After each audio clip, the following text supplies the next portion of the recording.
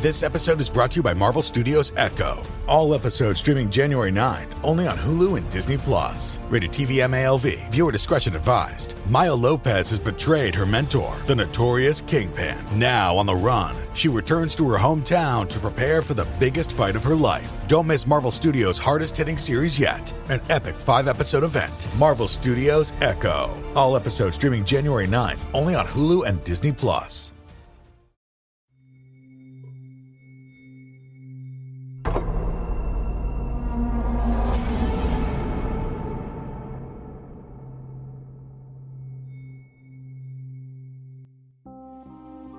Hello, and welcome to Scare You to Sleep.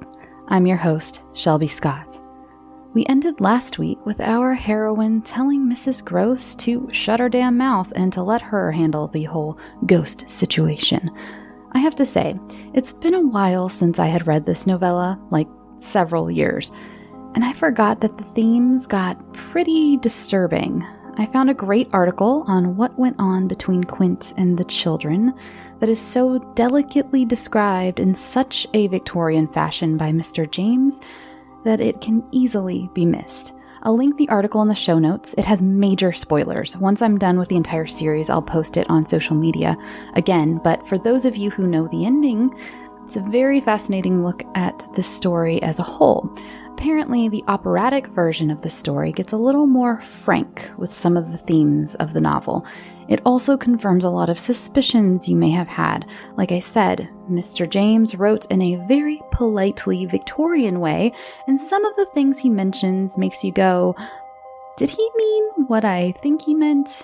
Or maybe, since you're only listening to me narrate it and aren't seeing the words yourselves, some of these tougher themes may have even gone completely over your head, which I don't blame you. We are all different types of learners, and I am personally not an audio learner. I'm a visual learner, so sometimes I miss things if I'm not actively reading it with my own eyes. Anyway, before we begin, I got to participate in a very fun podcast that I actually recorded for several months ago, and I've been on pins and needles waiting for it to come out. It's by the creators of Olive Hill, one of my favorite audio drama/horrors ever, and I was absolutely ecstatic when they reached out to me to be a part of their newest podcast creation called 13. It comes out on the 13th of every month, and it's so scary and so well written. And today's episode has a cameo by me. So go check it out. Again, it's called 13, and it's available wherever you listen to podcasts. Now, let's get on with this, shall we? Funny enough, we're starting with Chapter 13. It was all very well to join them, but speaking to them proved quite as much as ever an effort beyond my strength. Offered in close quarters, difficulties as insurmountable as before. This situation continued a month, and with my new aggravations and particular notes, the note above all, sharper and sharper, of the small ironic consciousness on the part of my pupils. It was not, I am as sure today as I was sure then, my mere infernal imagination. It was absolutely traceable that they were aware of my predicament, and that this strange relation made, in a manner for a long time, the air in which we moved. I don't mean that they had their tongues in their cheeks or did anything vulgar, for that was not one of their dangers. I do mean, on the other hand, that the element of the unnamed and untouched became, between us, greater than any other, and that so much avoidance could not have been so successfully effected without a great deal of tacit arrangement. It was as if, at moments, we were perpetually coming into sight of subjects before which we must stop short, turning suddenly out of alleys that we perceived to be blind, closing with a little bang that made us look at each other, for, like all bangs, it was something louder than we had intended. The doors we had indiscreetly opened. All roads lead to Rome, and there were times when it might have struck us that almost every branch of study or subject of conversation skirted forbidden ground. forbidden ground was the question of the return of the dead in general, and of whatever, in especial, might survive in memory of the friends little children had lost. There were days when I could have sworn that one of them had, with a small invisible nudge, said to the other, "She thinks she'll do it this time, but she won't." To do it would have been to indulge, for instance, and for once in a way, in some direct reference to the lady who had prepared them for my discipline. They had a delightful, endless appetite for passages in my own history, to which I had again and again treated them. They were in possession of everything that had ever happened to me, had with every circumstance the story of my smallest adventures and of those of my brothers and sisters and of the cat and the dog at home, as well as many particulars of the eccentric nature of my father, of the furniture and the arrangement of our house, and of the conversation of the old women of our village. There were things enough, taking one with the other, to chatter about, if one went very fast and knew by instinct when to go round. They pulled, with an art of their own, the strings of my invention and my memory. And nothing else, perhaps, when I thought of such occasions afterwards, gave me so the suspicion of being watched from under cover. It was as, in any case, over my life, my past, and my friends alone, that we could take anything like our ease, a state of affairs that led them sometimes without the least pertinence to break out into sociable reminders. I was invited, with no visible connection, to repeat afresh Goody Gosling's celebrated mot, or to confirm the details already supplied as to the cleverness of the vicarage pony. It was partly at such junctures as these, and partly at quite different ones, that, with the turn of my matters had now taken, my predicament, as I have called it, grew most sensible. The fact that the days passed for me without another encounter ought, it would have appeared, to have done something toward soothing my nerves, since the light brush that second night on the upper landing, of the presence of a woman at the foot of the stair, I had seen nothing, whether in or out of the house. That one had better not have been seen. There was many a corner round which I expected to come upon Quint, and many a situation that, in a merely sinister way, would have favored the appearance of Miss Jessel. The summer had turned, the summer had gone.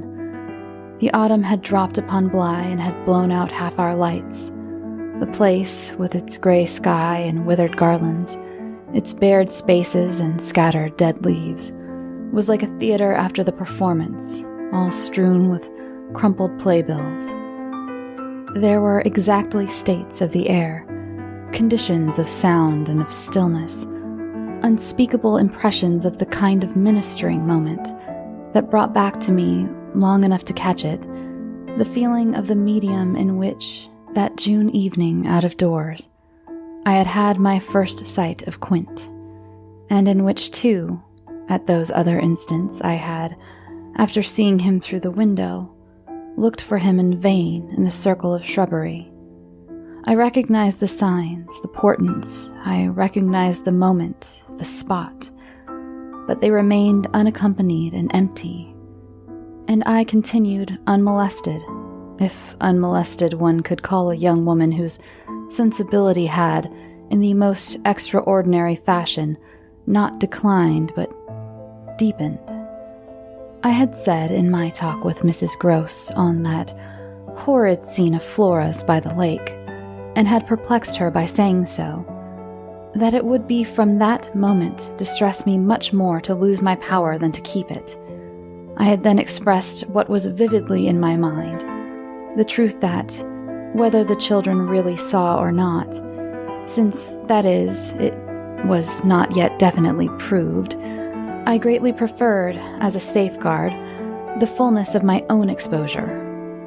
I was ready to know the very worst that was to be known. What I had then had an ugly glimpse of was that my eyes might be sealed just while theirs were most opened. Well, my eyes were sealed, it appeared, at present, a consummation for which it seemed blasphemous not to thank God. There was, alas, a difficulty about that. I would have thanked him with all my soul had I not, in a proportionate measure, this conviction of the secret of my pupils. How can I retrace today the strange steps of my obsession? There were times of our being together when I would have been ready to swear that, literally in my presence, but with my direct sense of it closed, they had visitors who were known and were welcome. Then it was that, had I not been deterred by the very chance that such an injury might prove greater than the injury to be averted, my exultation would have broken out. They're here, you little wretches," I would have cried, "and you can't deny it now." The little wretches denied it with all the added volume of their sociability and their tenderness, in just the crystal depths of which, like the flash of a fish in a stream, the mockery of their advantage peeped up. The shock, in truth, had sunk into me still deeper than I knew on the night when, looking out to see either Quint or Miss Jessel under the stars, I had beheld the boy over whose rest I had watched, and who had immediately brought in with him, had straightway there turned it on me, the lovely upward look with which, from the battlements above me, the hideous apparition of Quint had played. If it was a question of a scare, my discovery on this occasion had scared me more than any other, and it was in the condition of nerves produced by it that I made my actual inductions. They harassed me so that sometimes at odd moments I shut myself up audibly to rehearse. It was at once a fantastic relief and a renewed despair, the manner in which I might come to the point. I approached it from one side and the other while, in my room, I flung myself about. But I always broke down in the monstrous utterance of names. As they died away on my lips, I said to myself that I should indeed help them to represent something infamous if, by pronouncing them, I should violate as rare a little case of instinctive delicacy as any schoolroom probably had ever known. When I said to myself, "They have the manners to be silent, and you, trusted as you are, the baseness to speak," I felt myself crimson, and I covered my face with my hands. After these secret scenes, I chattered more than ever, going on volubly enough till one of our prodigious palpable hushes occurred. I can call them nothing else. The strange, dizzy lift or swim, I try for terms, into a stillness, a pause of all life that had nothing to do with the more or less noise that at the moment we might be engaged in making, and that I could hear through any deepened exhilaration or quickened recitation or louder strum of the piano. Then it was the others. The outsiders were there. Though they were not angels, they passed, as the French say, causing me, while they stayed, to tremble with the fear of their addressing to their younger victims some yet more infernal message or more vivid image than they had thought good enough for myself. What it was impossible to get rid of was the cruel idea that, whatever I had seen, Miles and Flora saw more. Things terrible and unguessable, and that sprang from dreadful passages of intercourse in the past. Such things naturally left on the surface, for the time, a chill which we vociferously denied that we felt. And we had, all three, with repetition, got into such splendid training that we went, each time, almost automatically, to mark the close of the incident through the very same movements. It was striking of the children, at all events, to kiss me inveterately with a kind of wild irrelevance, and never to fail, one or the other, of the precious question that had helped us through many a peril. "When do you think he will come? Don't you think we ought to write?" There was nothing like that inquiry. we found by experience for carrying off an awkwardness. He, of course, was their uncle in Harley Street, and we lived in much profusion of theory that he might at any moment arrive to mingle in our circle. It was impossible to have given less encouragement than he had done to such a doctrine, but if we had not the doctrine to fall back upon, we should have deprived each other of some of our finest exhibitions. He never wrote to them. That may have been selfish, but it was a part of the flattery of his trust in me. For the way in which a man pays his highest tribute to a woman is apt to be but the more festal celebration of one of the sacred laws of his comfort, and I held that I carried out the spirit of the pledge, given not to appeal to him when I let my charges understand that their own letters were but charming literary exercises. They were too beautiful to be posted. I kept them myself. I have them all to this hour. This was a rule indeed which only added to the satiric effect of my being plied with supposition that he might at any moment be among us. It was exactly as if my charges knew how almost more awkward than anything else that might be for me. There appears to me, moreover, as I look back, no note in all this more extraordinary than the mere fact that, in spite of my tension and of their triumph, I never lost patience with them. Adorable they must in truth have been, I now reflect that I didn't in these days hate them. Would exasperation, however, if relief had longer been postponed, finally have betrayed me? It little matters, for relief arrived. I call it relief, though it was only the relief that a snap brings to a strain or the burst of a thunderstorm to a day of suffocation. It was at least change, and it came with a rush. Chapter 14. Walking to church a certain Sunday morning, I had little Miles at my side, and his sister in advance of us, and at Mrs. Gross's, well in sight. It was a crisp, clear day, the first of its order for some time.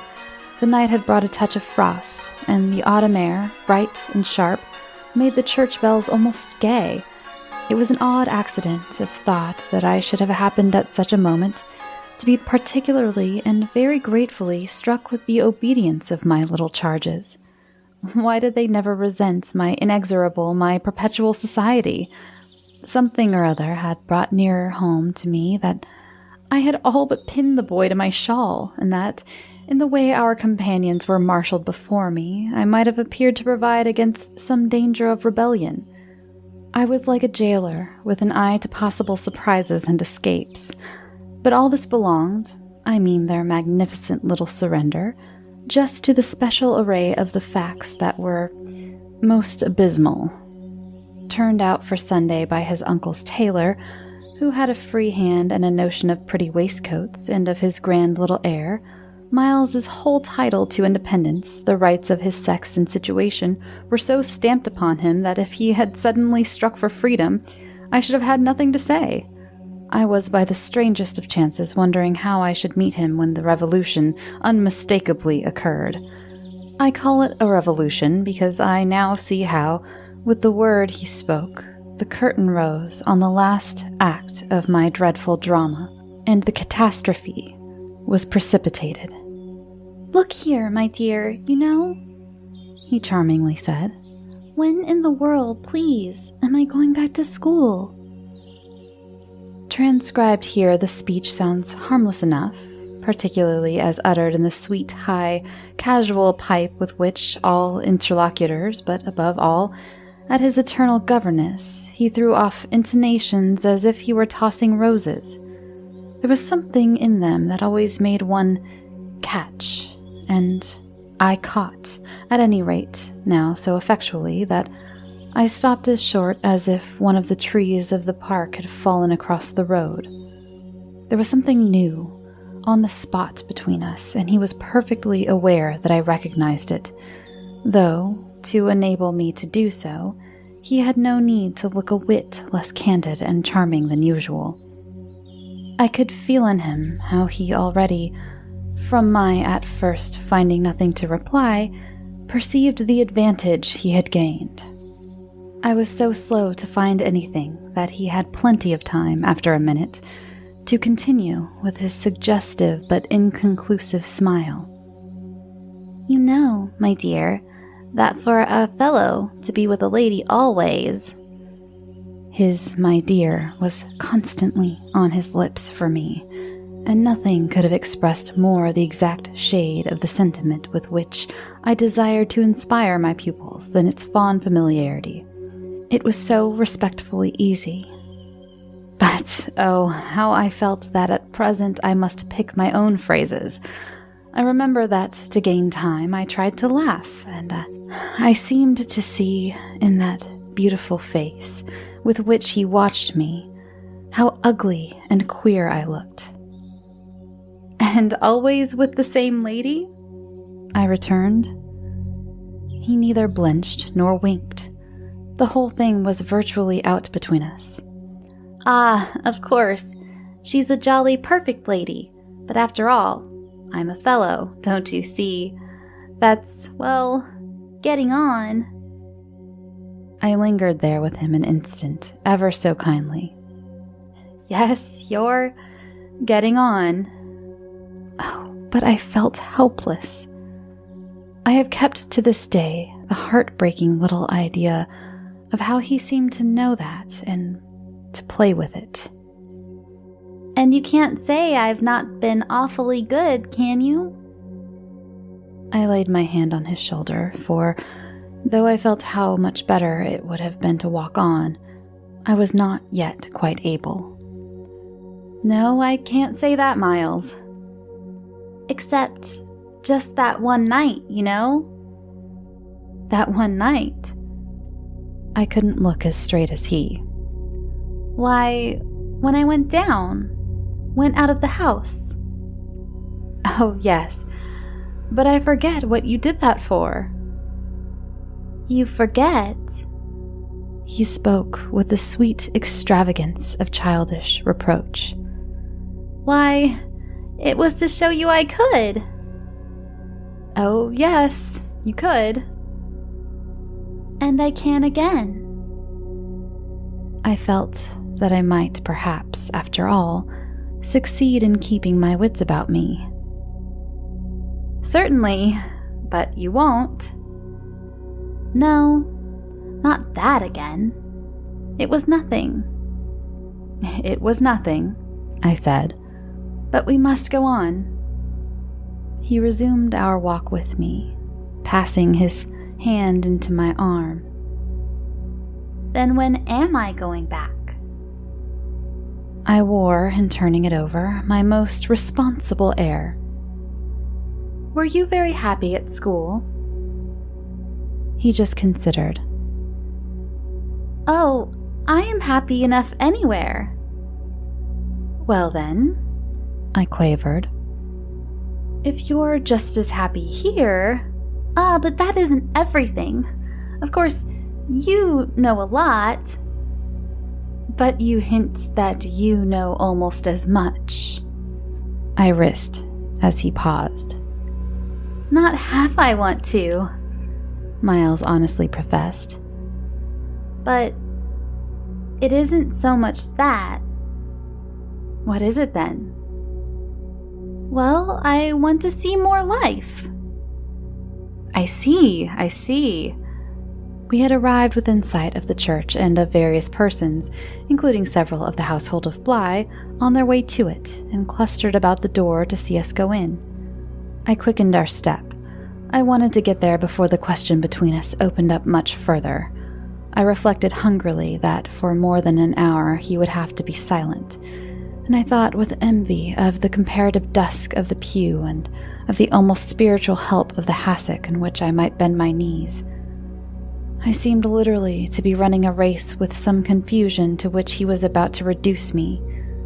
But I felt that he had got in first when, before we had even entered the churchyard, he threw out, "I want my own sort." It literally made me bound forward. "There are not many of your own sort, Miles," I laughed. "Unless perhaps dear little Flora." You really compare me to a baby girl? This found me singularly weak. Don't you, then, love our sweet Flora? If I didn't, and you, too, if I didn't, he repeated as if retreating for a jump, yet leaving his thought so unfinished that, after we had come into the gate, another stop, which he imposed on me by the pressure of his arm, had become inevitable. Mrs. Gross and Flora had passed into the church, the other worshippers had followed, and we were, for the minute, alone among the old, thick graves. We had paused on the path from the gate, by a low, oblong, table-like tomb. Yes, if you didn't. He looked, while I waited, about at the graves. Well, you know what? But he didn't move, and he presently produced something that made me drop straight down on the stone slab, as if suddenly to rest. Does my uncle think what you think? I markedly rested. How do you know what I think? Well, of course I don't. For it strikes me you never tell me. But I mean, does he know? Know what, Miles? Why, the way I'm going on. I perceived quickly enough that I could make to this inquiry no answer that would not involve something of a sacrifice of my employer. Yet it appeared to me that we were all at Bly sufficiently sacrificed to make that venial. I don't think your uncle much cares. Miles, on this, stood looking at me. Then don't you think he can be made to? In what way? Why, by his coming down. But who'll get him to come down? I will, the boy said with extraordinary brightness and emphasis. He gave me another look, charged with that expression, and then marched off alone into the church. Chapter 15. The business was practically settled from the moment I never followed him. It was a pitiful surrender to agitation, but my being aware of this had somehow no power to restore me. I only sat there on my tomb and read into what my little friend had said to me, the fullness of its meaning. By the time I had grasped the whole of which I had also embraced, for absence, the pretext that I was ashamed to offer my pupils and the rest of the congregation such an example of delay. What I said to myself above all was that Miles had got something out of me, and that the proof of it, for him, would be just this awkward collapse. He had got out of me that there was something I was much afraid of, and that he should probably be able to make use of my fear to gain, for his own purpose, more freedom. My fear was of having to deal with the intolerable questions of the grounds of his dismissal from school, for that was really but the question of the horrors gathered behind. That his uncle should arrive to treat with me of these things was a solution that, strictly speaking, I ought now to have desired to bring on. But I could so little face the ugliness and the pain of it that I simply procrastinated and lived from hand to mouth. The boy, to my deep discomposure, was immensely in the right, was in a position to say, either you clear up with my guardian the mystery of this interruption of my studies, or you cease to expect me to lead with you a life that's so unnatural for a boy. What was so unnatural for the particular boy I was concerned with was this sudden revelation of a consciousness and a plan. That was what really overcame me, what prevented my going in. I walked round the church, hesitating, hovering. I reflected that I had already, with him, hurt myself beyond repair. Therefore, I could patch up nothing, and it was too extreme an effort to squeeze beside him into the pew. He would be so much more sure than ever to pass his arm into mine, and make me sit there for an hour in close, silent contact with his commentary on our talk. For the first minute since his arrival, I wanted to get away from him. As I paused beneath the high east window and listened to the sounds of worship, I was taken with an impulse that might master me, I felt, completely, should I give it the least encouragement. I might easily put an end to my predicament by getting away altogether. Here was my chance. There was no one to stop me. I could give the whole thing up, turn my back, and retreat. It was only a question of hurrying again for a few preparations to the house, which the attendance at church of so many of the servants would practically have left unoccupied. No one, in short, could blame me if I should just drive desperately off. What was it to get away if I got away only till dinner? That would be in a couple of hours, at the end of which I had the acute provision. My little pupils would play at innocent wonder at my non-appearance in their train. "What did you do, you naughty bad thing? Why in the world to worry us so, and take our thoughts off too? Don't you know? Did you desert us at the very door?" I couldn't meet such questions, nor, as they asked them, their false little lovely eyes. Yet it was all so exactly what I should have to meet that, as the prospect grew sharp in me, I, at last, let myself go. I got so far as the immediate moment was concerned, away.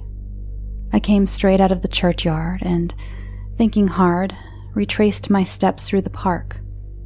It seemed to me that by the time I reached the house, I had made up my mind I would fly. The Sunday stillness, both of the approaches and of the interior, in which I met no one, fairly excited me with a sense of opportunity. Were I to get off quickly this way, I should get off without a scene, without a word. My quickness would have to be remarkable, however, and the question of a conveyance was the great one to settle. Tormented in the hall with difficulties and obstacles, I remember sinking down at the foot of the staircase, suddenly collapsing there on the lowest step, and then, with a revulsion, recalling that it was exactly where, more than a month before, in the darkness of night and just so bowed with evil things, I had seen the specter of the most horrible of women. At this, I was able to straighten myself. I went the rest of the way up. I made, in my bewilderment, for the schoolroom, where there were objects belonging to me that I should have to take. But I opened the door to find again, in a flash, my eyes unsealed. In the presence of what I saw, I reeled straight back upon my resistance. Seated at my own table in clear noonday light, I saw a person whom, without my previous experience, I should have taken at the first blush for some housemaid who might have stayed at home to look after the place, and who, availing herself of rare relief from observation and of the schoolroom table and my pens, ink, and paper, had applied herself to the considerable effort of a letter to her sweetheart.